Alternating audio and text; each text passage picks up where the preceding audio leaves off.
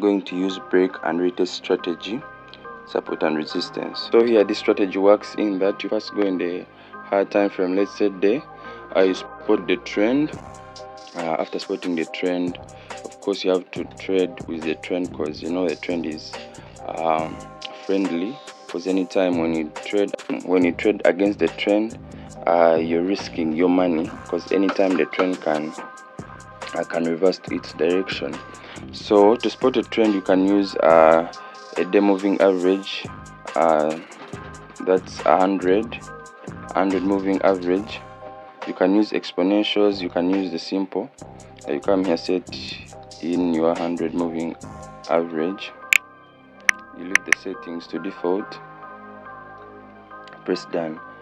So after that, you can spot out the trend. You can see here the trend was from selling, and right now it's in buy. As you can see here, it crossed the 100 moving average, so it means the buyers are in the market. So after spotting out the trend, you use one simple strategy, which is called the support and resistance and the retest, because it's the accurate strategy in that you understand the volume of the sellers or the volume of the buyers in the market to get your entry points. So you come in your lower time frame, let's say H1, then you spot out the big supports and resistance.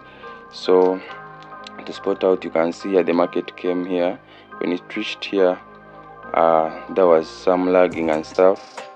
You come here, look out for your support. You can see here the support was here. So to get your entry points, you can see here the market came, and after reaching the support, it bounced back to its direction. So you don't enter from here, instead you enter from what we call a retest. You can see here there was a retest, so it means the sellers weren't in the market. That's why this big move happened. You can see here. So after breaking the resistance, still you don't enter, you enter at the retest. You can see here the retest, it means the sellers weren't in the market.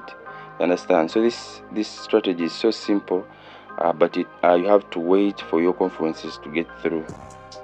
You can see an example here. We bought it was GBP JPY.